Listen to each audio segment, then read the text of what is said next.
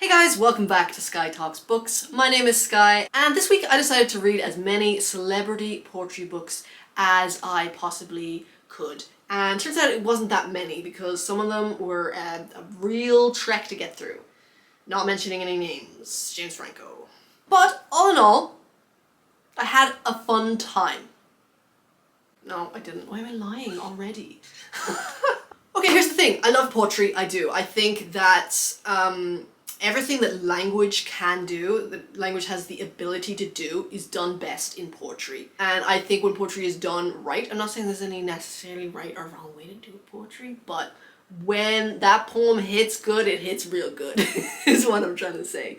And I've been dabbling in writing poetry and, reading the classics poetry, and so I was like, let's give celebrities a chance. So the first one I read was Lana Del Rey, Violet Bent Backwards Over the Grass, and I've been a fan of Lana Del Rey for a long time now. I actually really enjoyed this one, so we're starting off strong. I was expecting her poetry to be more like her lyrics, but I was pleasantly surprised. Not that I don't like her lyrics, but sometimes they can be a bit of a parody of themselves.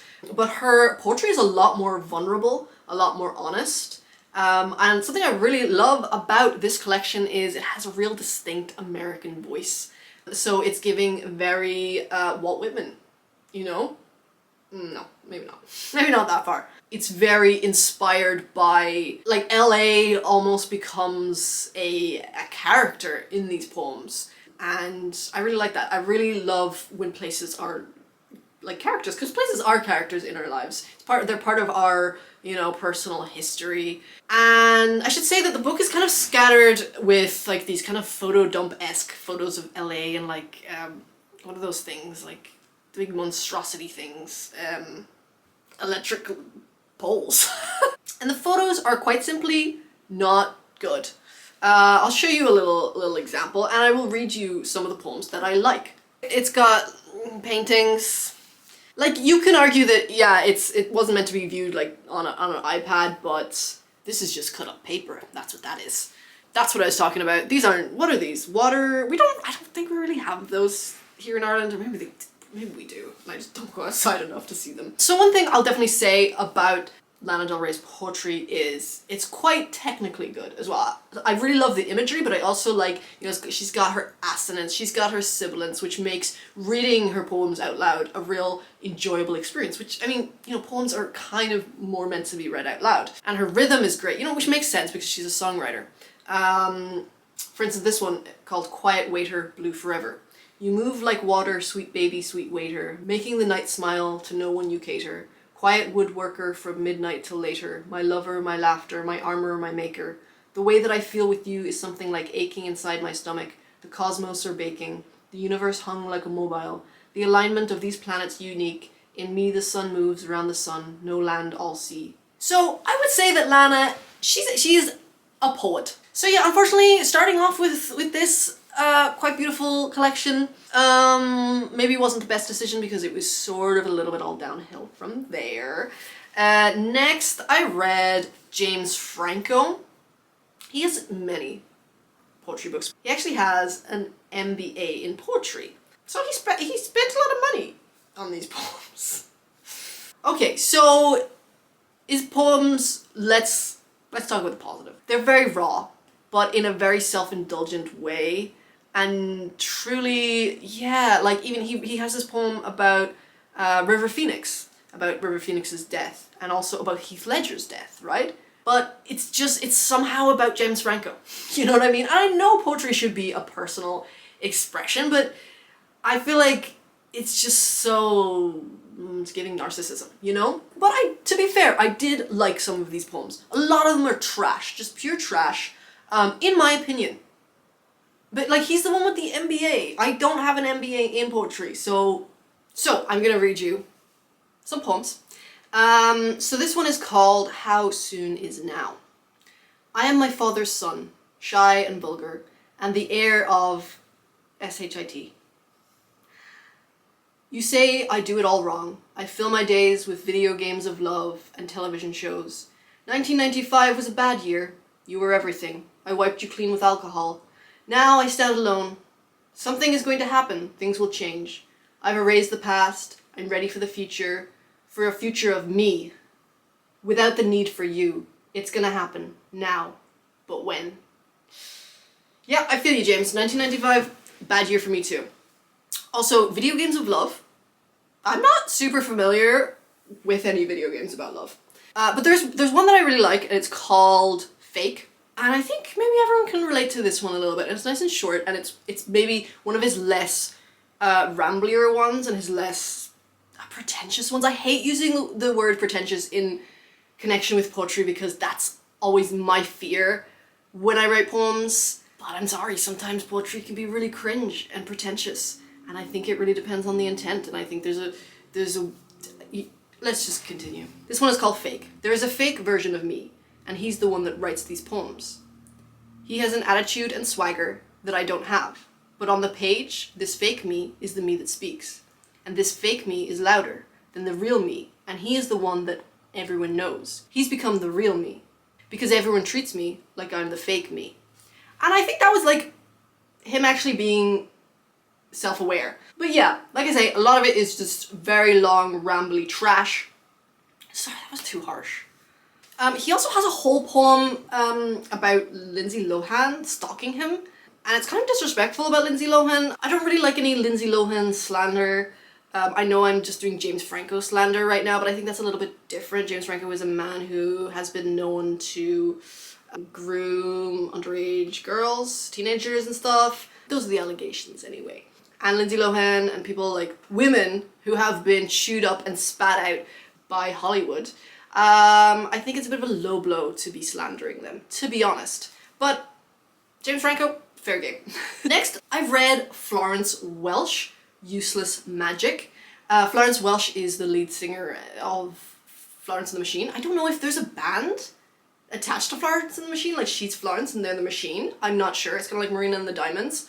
But this collection was a little bit of a letdown for me, just because it's mostly song lyrics. It's lyrics and also like doodles and painting, like very mediocre doodles and paintings and pictures. I think just making a whole book of song lyrics, even though I love her lyrics, they are like poetry, the imagery, the language, everything, it's surreal, it's stupendous, wonderful, magical. It's nothing that isn't just available like on Spotify in the like lyrics section or like just online. So I didn't like that, but I enjoyed the experience, you know? Some of them I just read as poems, others I listened to, like the actual songs, while I read them.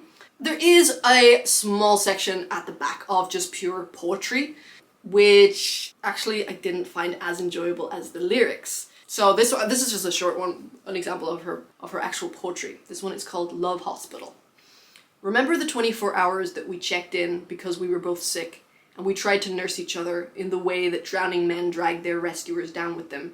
We were both kicking and screaming in a quiet way with fever and hallucinations, and we kept taking the medicine that only made it worse. Like, yeah, it's alright.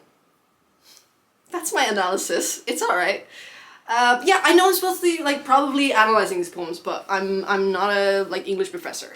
Okay, but this is my favorite one, and it's called Monster, and I love this. So you start to take pieces of your own life, and somewhat selfishly other people's lives, and feed them to the song. At what cost? This wondrous creature that becomes more precious to you than the people that you took from. How awful. To make human sacrifices. A late night conversation, a private thought, all placed upon the altar. But you have to satisfy the monster. The monster has loved you for longer than anyone else.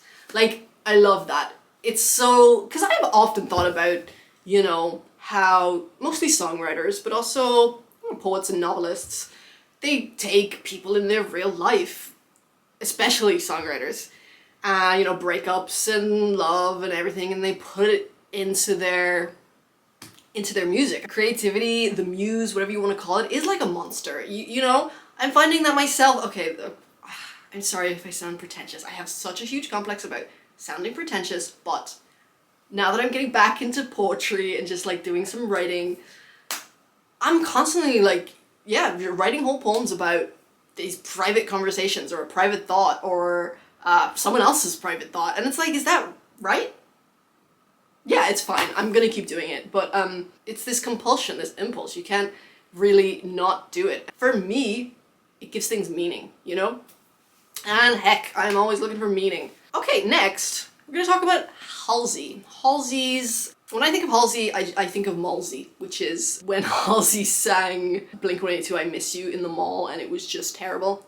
I read her poetry collection, which is called I Would Leave Me If I Could. And this to me is very like, again, it's quite self-indulgent in a very different way than James Franco's is. Like it's a lot more, I mean, like, she has a whole poem about her and her boyfriend doing frisky things on the motorway, and that's great. I'm happy for you and your boyfriend. Not really happy about the safety standards of your driving. That is very unsafe for you and for the people around you.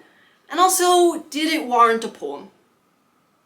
Do I need to read about that in a poem?